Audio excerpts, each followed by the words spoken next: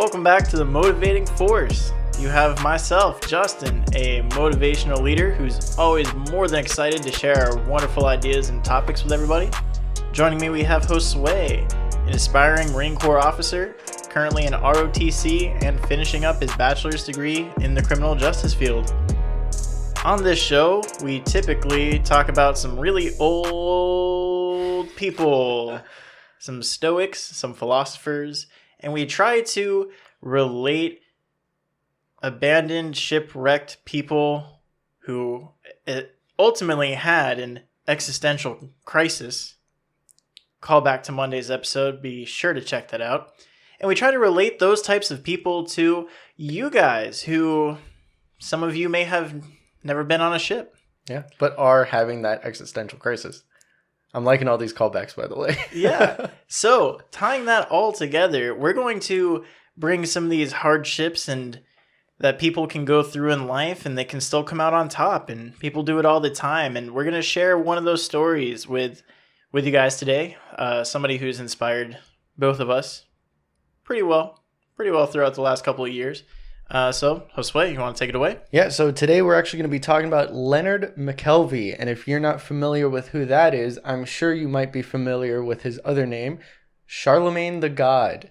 Now, you think of him now, you see him as this radio show host, right? You have him on The Breakfast Club. You have him on podcasts.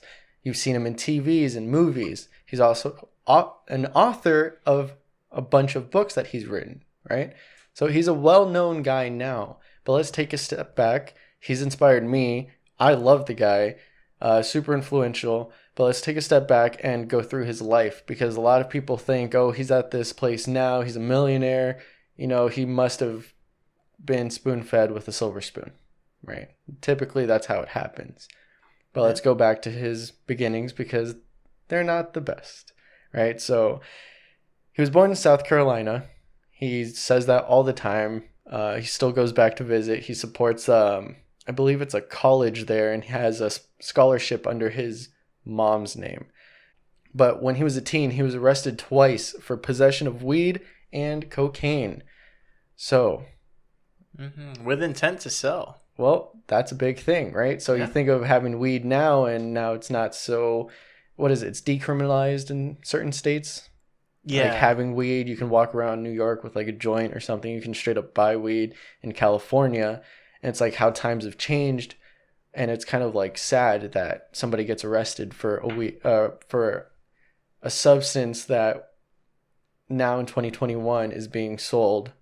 And there are still millions of people incarcerated over that drug. But for all you Zoomers out there, just pretend when we say he was arrested for weed and cocaine, pretend we said cocaine and heroin. Yeah. That's how bad that these drugs were taken in, back in the 80s and 90s. Yeah. But we're trying to focus on like the hardships that he had to go through in his life because, again, we're trying to emphasize the fact that he wasn't a silver spoon type of child. He was arrested again for he witnessed a shooting from the back of his car, right? And at that point, his dad was like, no, that's it. Leave him in there. Let him rot, because he's hanging around with the tough crowd. He's hanging around with the wrong people. Tell me if you saw somebody get shot and you're just in your boy's car, you think you're with the right group? You think you're going to do anything successful if you stick with them? No. No? Okay. That's the point I'm trying to get. So then his mom was like, no, let's give him another chance. So then they bailed him out after, I think, like 43 days, something like that. But he was also, on top of all of that, not only just a felon, he was a high school dropout, which is another thing that people like to use and throw around that, like, if you don't graduate high school, you're not going to do anything with your life. If you're going to go to jail, you're a felon, you're not going to accomplish anything, right? And I like when people take all of that and after years of people telling them that they're not going to do anything, they become something. Yeah. It's kind of like that way of like rubbing it in somebody's face. I love it. If you want to have all the cards against you, man, uneducated, right? Dropout. That's what we phrase that with, right? Uneducated, felon, all his rights are stripped. He has no rights as an American citizen anymore. And he's black. People love using that excuse. There's the excuse for you. You have an uneducated felon, black man, in the United States. multi-millionaire, super successful, Yeah.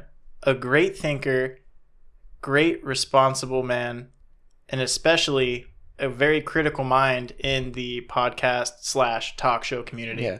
And then there was one point, something that happened to him that I was kind of trying to lean against, but it's very important, especially now. We're not trying to cancel the guy or anything, but it's well documented. There was accusations of him raping, or let's say sexually assaulting a 15-year-old lady back in the 2000s, right?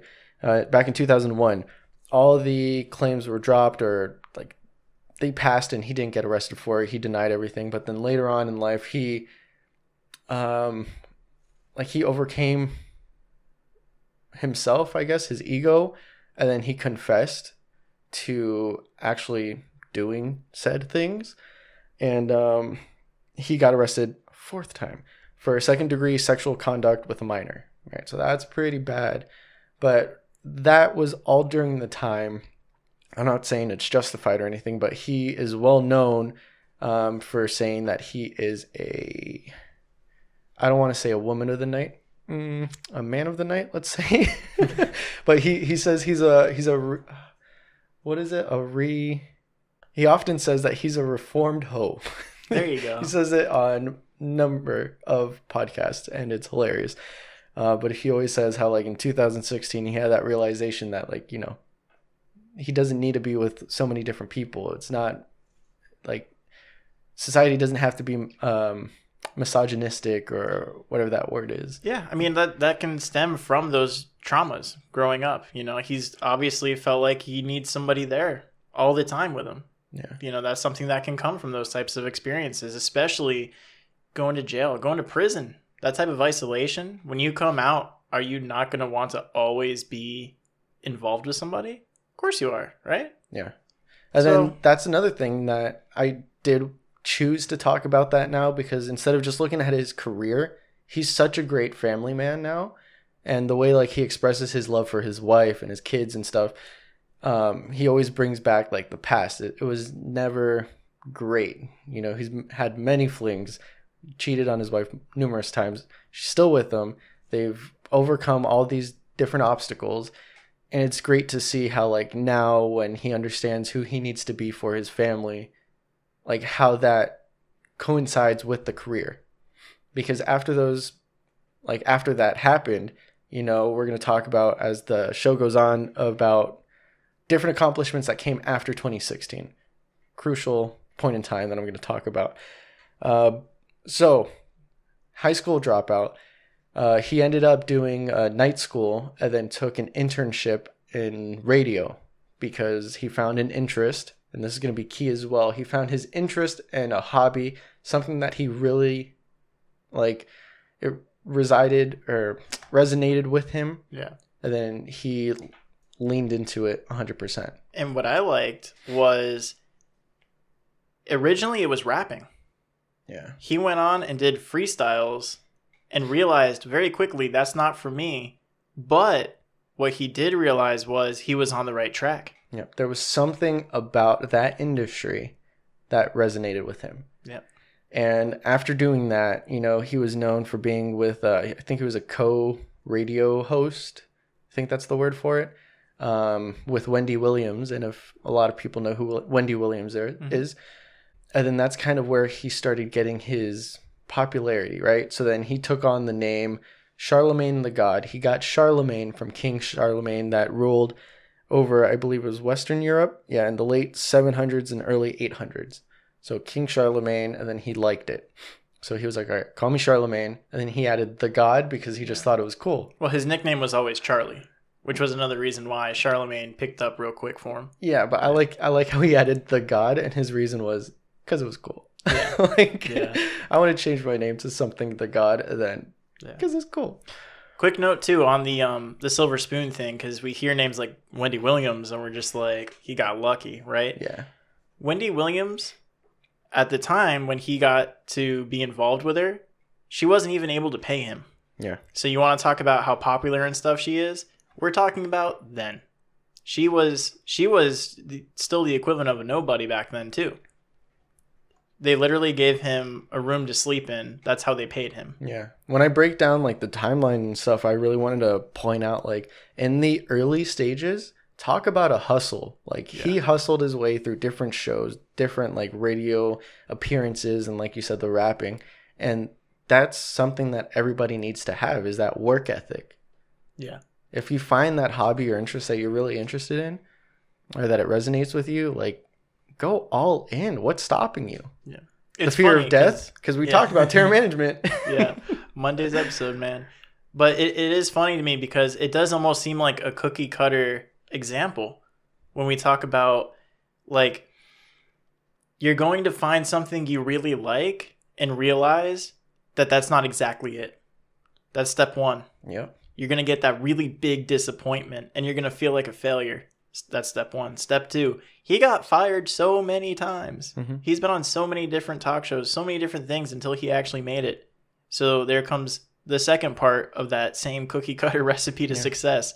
You're going to find exactly what it is that you're going to do, and then you're going to fail at that a lot more. And you know what probably pushed him on to keep working harder after getting fired so many times? The fact that he was arrested multiple times. The fact that people would say, because he's black, he's not going to do anything. The fact that people said, because he's a high school dropout, he's not going to do anything. So then just getting fired multiple times, that's not going to hit as hard as somebody that was spoon-fed with a silver spoon, and you're like expecting everything to be handed to you. You get fired one time, you're going to be like, oh, that's it. I can't do anything anymore. I got fired. Yeah. You know, but since he had that struggle, it's just lightened the fire even more for him to keep going. Yeah. I love that. And I need people to like understand, even if you haven't gone through the struggle, there's people out there that are. And I want you to try to push past that. Like try to relate with that kind of struggle and use it on yourself to keep pushing yourself. I love it too because, again, back to the cookie cutter, he ended up having to move back in with his parents after getting fired. And we're talking about a man in his early 30s moving back in with his parents. Yeah. Right? And it reminds me of a story I heard listening to, or I guess I should say watching a video of a convention that Gary Vee was hosting. Gary Vee being a big influencer. And he had somebody, you know, he does events for up and coming YouTubers and kind of people like us who want to make it big. He's up there talking to them. And he had one guy who came up there and pretty much just said he felt disappointed and ashamed and didn't know if he should keep doing it because he was in his late 20s and had to move back in with his parents. And to him, that was his world falling apart. Charlemagne, he moved back in with his parents and look what happened just a handful of years later. Yeah. The success comes. It comes there. And we're going to get there moving forward. And just like terror management, that's how he managed the terror of having to go back and like take that step down, you know, just because it's like you're going back down, taking a step back, going back with your parents, doesn't mean that's the end of the world. It's changing your perspective to go, hey, maybe I just need to reanalyze everything. I need to refocus and then go into this direction instead of, like you said, you know, you thought it was this way, but it's really like angled a little bit to the right, you know, because you have this big picture, but as you keep scraping off the edges, it starts to narrow down on the correct path. Yeah. And it's more than likely not going to be the path you thought it was. Yeah, no. But you should be fulfilled if it's that hobby and that interest that you really love. Yeah. So moving on with his career path that we're talking about and trying to relate it with people and showing that success that he has as an influencer, right? He's known for being this controversial guy on his radio show. You know, he's on the Breakfast Club, which is this massive radio show that's based out of New York. And I'm sure you can listen to it on iHeartRadio. Yeah, so he's also known, like I said, outspoken. He's controversial. And I think it was last year in 2020 when he really was all over the news with this interview that he had with Joe Biden. Right? You know who that is? It's the president of the United States right now. Yeah, he made it that far. Talk about it. Anyways, talk about an up-and-coming story. Yeah, but like it's controversial, and I took out quotes that were said by our president and by Charlemagne the God. And it's just crazy because if you're not familiar with it, it's probably going to blow your mind. So it was after this argument that they were having, and then Biden looked at him and he was like, "You've got any more questions?" I'm reading the quote for you. "You've got any more questions? Well, I'll tell you what. If you have a problem figuring out whether you're for me or Trump, then you ain't black." And remember, like we said at the beginning of this, he's black. He's a high school dropout. He was arrested. But now he's like this big voice on the internet, on the radio, on TV, on movies. And then he just replied, instead of letting his ego go out, instead of showing like this cocky persona back in 2020, he just replies, "It don't have nothing to do with Trump. It has to do with the fact that I want something for my community." So it's his personality coming out into his art. You know, it shows that he's not trying to be political. Just because he's talking to the runner-up for the presidency, you know, at the time he was trying to go for presidency. He's not trying to let it become this like debate versus him and Trump. It's just, I'm talking to you. What can I have for my community if you become president? Yeah. And it's not even like he was being selfish. Like, what can I get? No. What can, you know, the black community get from you as president? Yeah, and not even on the political sense of it, because he wasn't on there talking about, you know, BLM and all these other things. And he took the political side of the race completely out of the picture. Because I remember that, too, at the beginning of that interview, he was talking about it where he was saying, like, you want to retain the black community. That's what you're talking about. How are you going to do that? And then as it gets heated like this, because that's what Charlemagne was known for. He's going to ask the upfront questions that makes people uncomfortable. And he does it all the time, and he gets in trouble for it all the time. He doesn't care. Yeah. Because he's got that side of his upbringing that allows that type of confidence. But I do want to mention from that, where we talk about, you know, he's obviously like, you know, he's got the books now and all this stuff. Like, you know, people should really look into him. He really is a good guy. You know, he's got a lot of life experience. Yeah. I mean, he's great to listen to as well. Like, even if you just listen to his podcasts and his like the radio show, which The Breakfast Club, it's very like hip hop oriented. If you're not familiar with it, he also, like, he's known, like we were saying, outspoken and controversial. He'll have like white rappers come on, and then he'll start asking them, why do they think that they're allowed to do this art form that was initially created by, you know, the black community as like hip hop. So it's like he's trying to egg you on a little bit. Yeah. But it's like, that's what makes it so great. Instead of just asking like their life and why they're rapping, but like he really digs into it to get that content that you're really seeking. Yeah, it's great too, because he gets some real hard hitters sometimes. And I mean, look at it when he had his interview with Birdman. Oh, I was just about to talk about Birdman. Talk about this real hard OGG. Yeah. Didn't last 2 minutes with Charlemagne until he got up and said, "I'm out." Yeah. You know, because he asks all these questions. It's great. It's great seeing. But back to the moral of the story, when we relate this to you guys, when you find that passion, hold on to it, because at the end of the day, it's not going to be exactly what you thought it was, and you're going to fail, and people are going to reject you. And if you keep through, eventually you're going to get there, and you will make a difference. I mean, you talk about a high school dropout selling drugs on the street. 30 years later, he's over here talking with the president-elect, asking some really uncomfortable questions. That's amazing. Yeah. That is amazing. That is the opportunity that's here for you in America. Yeah, and that's why we're trying to bring this to light with people and trying to relate it with them. Because if you can relate with his story with, you know, not the best of beginnings. If you're sitting there like, you know what? I am a felon. I can't admit that I've been to jail, or, you know, I didn't finish high school, so I don't feel like I can do anything but like a tech job. This should be what pushes you to do something more. You know, make that name for yourself. Just like we were talking about Zeno, the shipwreck. He had nothing. You know, he started from the bottom, literally. What do you have to lose at that point if you have this rough beginning? Yeah. That should be lighting that fire. because just like it was for Charlemagne, which let's wrap back up this timeline real quick, kind of brief summary for everybody. Just find that hobby and interest that you have and really dive into that. Okay, so like we were talking about, Charlemagne the God, early 2000s, he really hustled. He was on a bunch of radio shows, bunch of features and stuff. 2010, 2016, he was on The Breakfast Club, and that's when he really started to appear on like TV, television, movies and stuff. And then, like I said, after 2016, very crucial moment in his life when he became a reformed hoe. 2017 to present.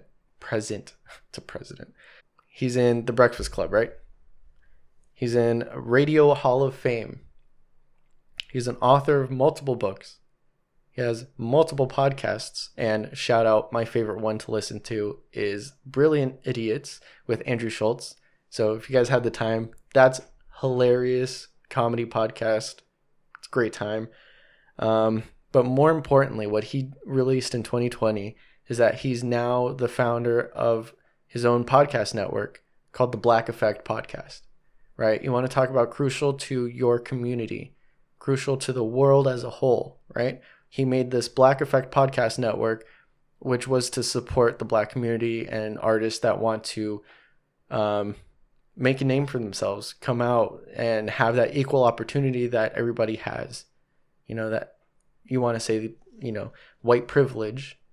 He's trying to offer that as well to the Black community. And I thought that was amazing. And they partnered up with iHeartRadio.